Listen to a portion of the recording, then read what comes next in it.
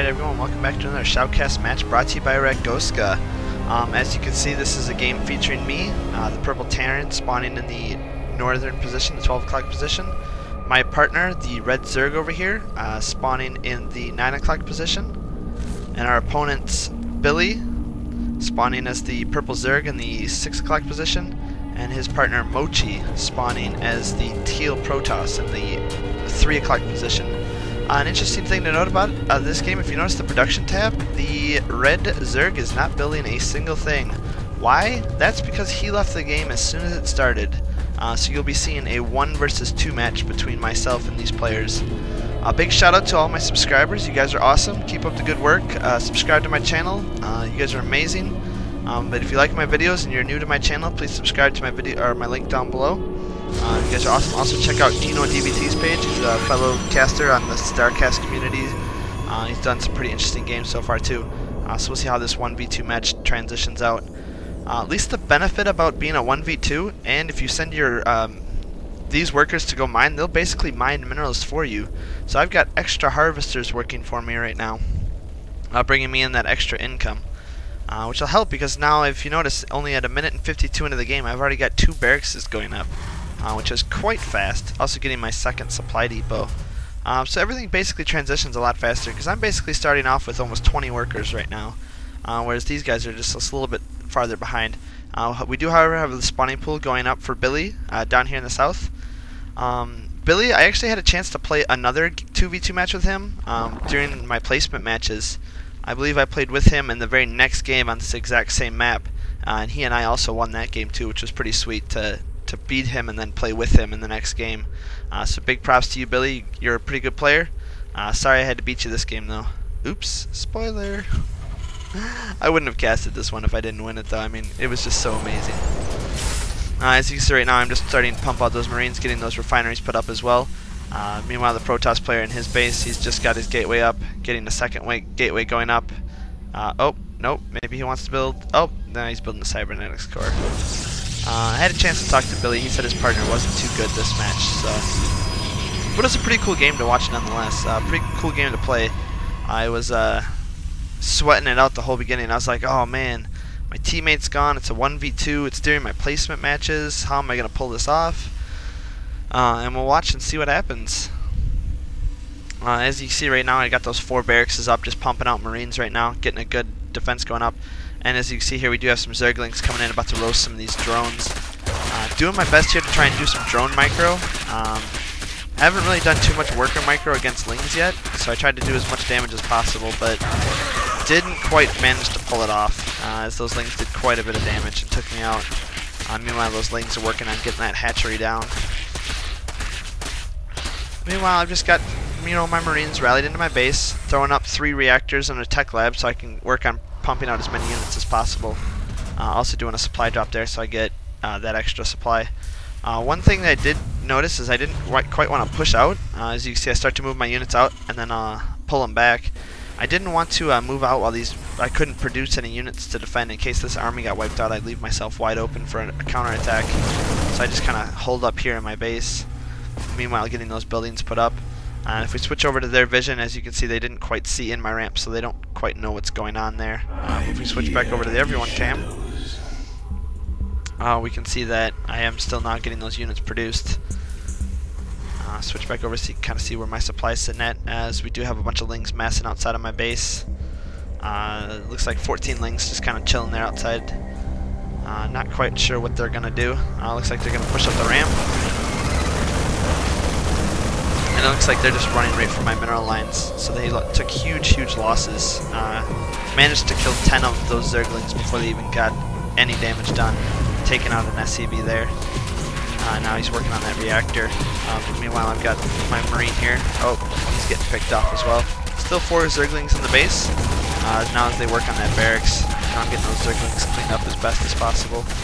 There's 1 Marine, apparently, because they couldn't get through. Definitely SimCity my base a little too well there. Then moving back over to the ramp. As you can see here, we do now have a Roach Warren going up for the Zerg player. I'm looking over at the Protoss base. It looks like he's just working on getting some gateways up and getting some units up. He's got his Wolf Gate research just about finished.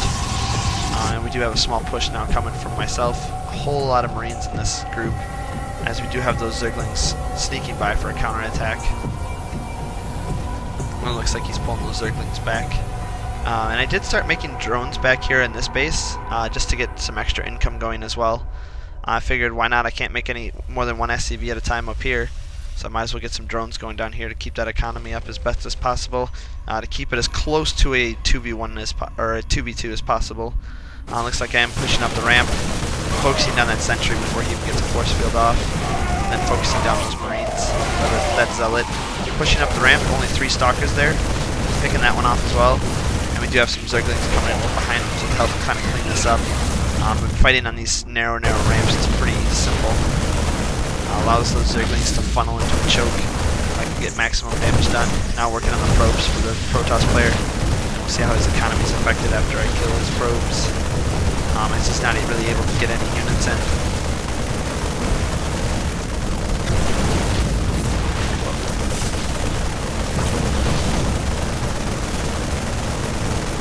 Like, as you can see, I'm stimming without remorse on these units as they're starting to get very, very low on health. Going for the Nexus right now. I figure if I take the Nexus out and he doesn't have much money, he can't reproduce another one or any units, as they do have another small force rallying down. We do have 6 Roaches as well as Roach speed in production for the Zerg player. Meanwhile, I've got 1 Marauder, 6 Marines, and another Stalker gets warped in. So that basically puts the Protoss player at no money, as he does only have the 25 miles left, and no 1 probe. So he'd have to borrow from his partner to get more money to possibly rebuild the Nexus if he thinks they can come back into it. Meanwhile, I am sending some Marines down here. Looks like I found this little batch of Roaches, which are going to take these Marines out quite quickly. And as you can see at home, I am working on building up 2 more barracks here, just so I can keep producing more and more units. Still working on getting that Protoss base cleaned up. He does have quite a few Roaches coming up here to see what damage that they can do. Maybe pick off these Marines, allow his teammate to get back into it, as he does have those 2 probes alive still. Meanwhile, here come the Roaches, cleaning up this force pretty well. Trying to focus fire him down as best as possible, but he gets those cleaned up quite quickly. Meanwhile, the Protoss player does not have any money, so we'll see if he gets funneled some money to possibly rebuild, or if it's just lights out for him. Possibly might even want to just put a pylon up. Meanwhile, we do have another force coming down here for RakgoskaT. And we'll see, we got quite a few Marauders. I started building Marauders when I saw those Roaches just to do some damage, and we do also have Baneling speed going up as well. Meanwhile, a Roach counterattack heading up towards my base, which is definitely leaving his base quite a bit open. I was coming down here expecting to find an expansion timing, because I took out the 1 player, but they didn't GG out. So it'd be very interesting to see. Meanwhile, we do have the Marines and Roaches fighting it out here in his base. Now I'm going straight for the mineral line, as I see there's no other units up. Taking down the Queen and focusing down those drones as best as possible. Also setting up my command center, getting an expansion up, and taking down that spawning pool. And as you see, doing this much damage to both these players, they should definitely GG out any minute now. Meanwhile, working on getting the Roach Horn down, as well as that main unit, so we can produce any more units, and also taking out that hatchery, which will hopefully force both of these players to just tap out. And as you can see, I am still building units up here, and decided to get a spawning pool out here so I can mix some Zergling units in with my Terran units, just in case they did decide to hide some bases somewhere. Just wanted to be able to build as much of an army as possible, meanwhile focusing down the rest of the Protoss base. And maybe try to push in and finish off the rest of the, looks like I believe I sent this Marauder here to check for any possible hidden expansions. But I realized that both players have rebuilt their base, so they're being revealed. So I'm just going to go up here and finish off the rest of the Protoss structures, as those probes are safely hidden on the other side of the map. But neither player has any money, so... Meanwhile, that spawning pool is just about finished for my non-existent teammate. And then I'm going to work on taking out those 2 buildings. So I can take out these 4 buildings, and then it'll be game over, and I'll have won this match. So as you can see here, taking out these buildings. I did manage to place Diamond in my 2v2 placement matches, as well as my 3v3s and my 4v4s, which I was pretty stoked about. I didn't think I was going to do that good, especially during this game. I was pretty pumped up when I won this one. But that's the end of the game. Thank you for tuning in. I hope you have a wonderful day. And for those of you interested, no, I bombed my 1v1 matches and I'm still stuck in gold for 1v1. But as far as 2v2s, 3v3s, and 4v4s, I can call myself a diamond. Yay!